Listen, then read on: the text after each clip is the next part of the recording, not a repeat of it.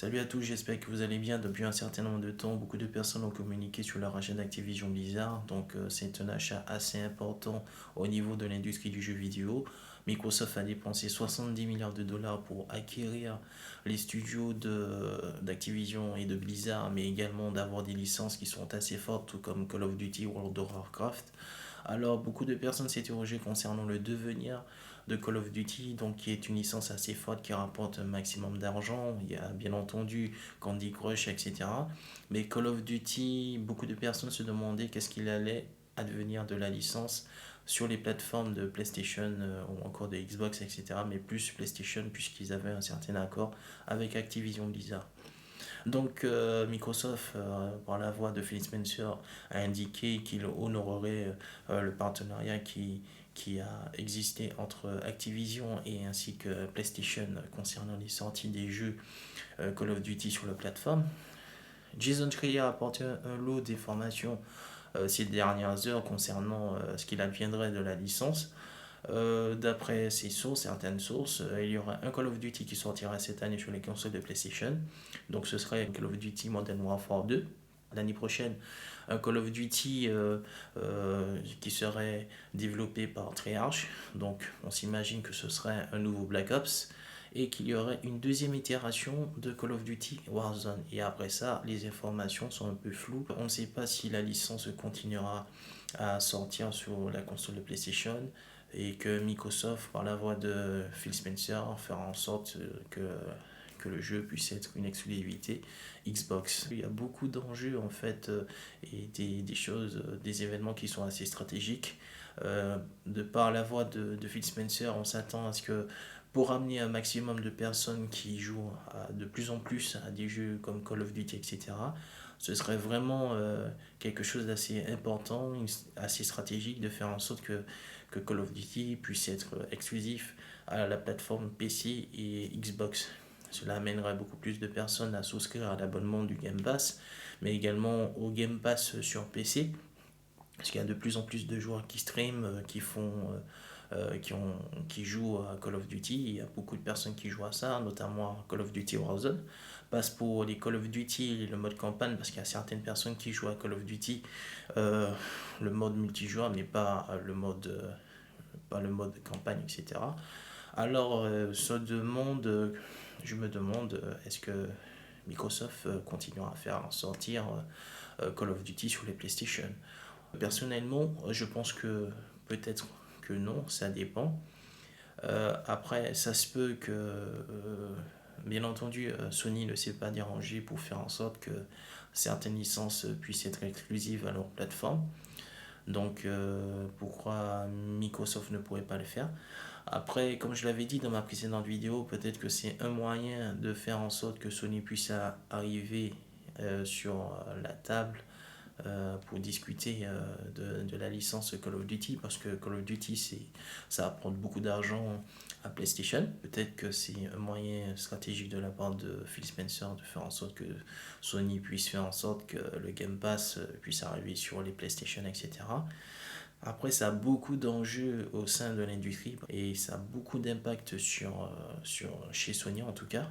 Parce que de faire en sorte que la bourse puisse être impactée par ce rachat, et notamment chez Sony, cela veut dire qu'ils en ont beaucoup d'argent en tout cas avec le partenariat avec Call of Duty.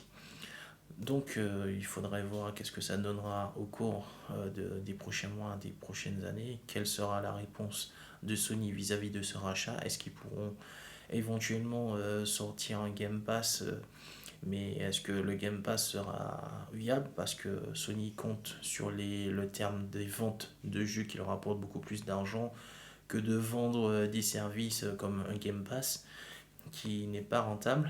Microsoft est capable de le faire parce qu'il dispose de plusieurs milliards et notamment aussi que Microsoft s'est fait déjà 18 milliards de chiffres, du moins de bénéfices au cours du troisième trimestre, du dernier trimestre, je veux dire, de l'année dernière, en 2021. Il faut dire que ce que se fait Microsoft en un trimestre, Sony le fait en une année. Pour l'instant, je pense que Phil Spencer voit les choses à long terme, a une vision à long terme, ne regarde pas forcément si le service se fait des bénéfices. Je pense qu'ils veulent faire en sorte qu'il y ait un maximum de personnes qui puissent s'abonner au service parce que, mine de rien, 12,99 € par mois et d'avoir au moins 300 à 400 jeux et jouer, donc c'est pas rien du tout. Donc plutôt que de s'acheter une licence à 80 €, etc., de payer 12,99 € pour jouer à un maximum de licences, et une fois qu'on a joué aux licences que l'on veut, ben, après on est libre de se désabonner, etc. Après, je me dis que le Game Pass, c'est quand même l'avenir du jeu vidéo, puisque je pense qu'il y a de moins en moins de personnes qui pourraient avoir les moyens d'acheter des jeux, etc. Il y a des personnes. C'est un service qui apporte un peu plus d'avantages aux joueurs qui ne disposent pas de moyens.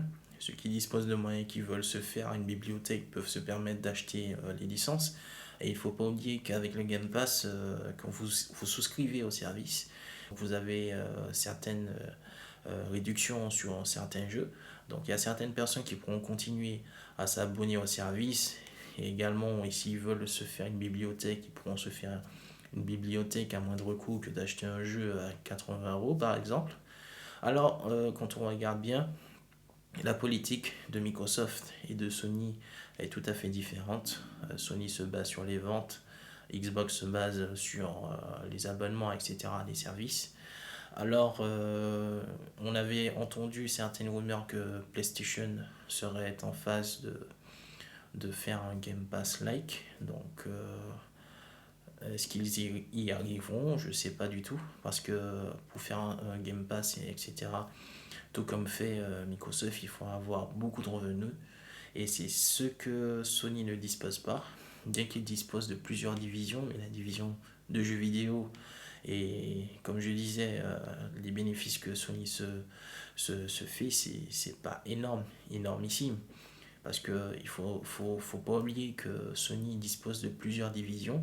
Et chaque division dispose aussi ils doivent aussi dépenser en recherche et en développement, que ce soit pour travailler sur les appareils photo. Ils doivent aussi dépenser de l'argent pour payer aussi également les employés. Donc je me demande, est-ce que Sony continuera? Je pense qu'ils continueront à exister, mais leur achat que Microsoft a fait, je pense que ça leur a porté un grand coup. Donc, est-ce qu'ils pourront acheter des sociétés comme EA, etc.? Ça, je ne crois pas, parce que ces sociétés sont très bien cotées en bourse, et racheter une société d'une valeur de 30 milliards, par exemple, il faut, en plus d'acheter la société, il faut aussi subvenir aux besoins des employés. Il faut aussi payer les employés, il faut aussi donner de l'argent pour faire d'autres licences, etc. Et je doute que Sony puisse arriver à payer, à faire un tas de choses. Donc je sais pas. Je me demande ce que Sony a en tête. Est-ce qu'il compte approcher d'autres éditeurs? Il faut dire qu'avec le rachat de Microsoft, d'Activision Blizzard, ça enlève déjà quelques éditeurs sur le marché. Et sans oublier que Microsoft a sécurisé d'une certaine manière Ubisoft pour que Ubisoft ne puisse pas aller sur les plateformes concurrentes, puisque le Xbox, enfin Ubisoft Plus arrive sur la Xbox en exclusivité. Donc c'est déjà un éditeur en moins qui ne pourra pas arriver sur le futur service de PlayStation, ou qui ne pourrait pas arriver sur la PlayStation. Donc je me demande en fait si de manière stratégique Phil Spencer n'essaie pas de priver Sony d'éditeurs, et que pour le forcer à venir à la table pour négocier, ou encore étouffer petit à petit Sony et le priver de certaines licences, certains éditeurs, etc. En tout cas, je trouve que c'est un bon coup de la part de Phil Spencer. Je le trouve assez prévenant et qui a une vision à long terme, et qui est très stratégique dans sa démarche de voir les choses, de faire les choses également. Depuis qu'il est arrivé au sein de la société Xbox, il a apporté pas mal de nouveautés. Il a su faire remonter la pente à Microsoft, en tout cas à la division Xbox, qui ne pourrait peut-être pas exister si lui n'était pas arrivé à la tête de la division Xbox, parce que je pense que c'était la dernière chance de Microsoft avec la Xbox One, surtout avec toute la mauvaise communication qu'il y avait eu au début de la Xbox One. Alors, Microsoft, en tout cas, Phil Spencer a su faire remonter la pente. Alors, je m'interroge quand même si Microsoft ne pourrait pas acheter d'autres studios, on ne sait pas, parce que Microsoft a quand même les reins assez solides pour acheter d'autres studios. Donc peut-être un EA ou encore Ubisoft ou encore Warner, etc. Je ne sais pas. Il faudrait voir ça et voir ce que cela apportera au sein du Game Pass. C'est clair que nous qui sommes des joueurs, etc., cela apportera un bonus, beaucoup plus d'avantages de prendre le Game Pass. Il y a beaucoup plus d'éditeurs et beaucoup plus de jeux qui sont fournis au sein du service. Et donc Microsoft espère aussi d'une certaine manière à combler les joueurs et faire en sorte qu'ils puissent être abonnés. Il faut dire aussi que quand on vend un service, on vend quelque chose, il faut toujours faire en sorte que le client soit toujours accroché et qu'il puisse être dépendant de ce que vous vendez comme service, par exemple. Donc, les rachats vont faire en sorte que, que Microsoft puisse faire en sorte qu'il y ait de plus en plus d'abonnés et que ceux qui sont déjà abonnés puissent toujours rester abonnés à leur service. Donc c'est assez stratégique et c'est tout à fait normal d'agir de la sorte, d'acheter des studios, d'acheter des licences, de faire de nouvelles licences. Et il faut dire aussi que c'est pas très cher, 12,99 €. Donc c'est quand même assez bénéfique, en tout cas pour les joueurs, peut-être pas assez, peut-être pas rentable au début pour Microsoft.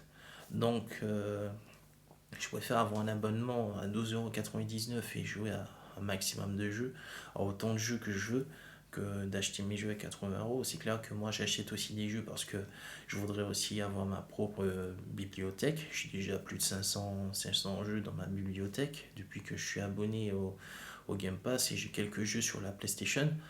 Alors, faut dire que je me demande si en tout cas la nouvelle génération euh, des gamers, etc., cela va plus se baser sur une bataille des abonnements, des choses comme ça. Je me dis que la bataille, c'est plus vraiment le hardware. Il y aura forcément le hardware, il faudra quand même avoir un PC ou encore une console de jeu, etc. Mais ce sera plus les services qui vont rapporter un peu plus au fur et à mesure. J'espère que vous avez aimé la vidéo, n'hésitez pas à lâcher des commentaires, à dire ce que vous avez pensé de ce rachat, mais également de mon analyse concernant le rachat et la stratégie de Microsoft concernant les rachats d'éditeurs, etc. Donc n'hésitez pas à mettre des j'aime et à vous abonner et on se verra pour d'autres vidéos.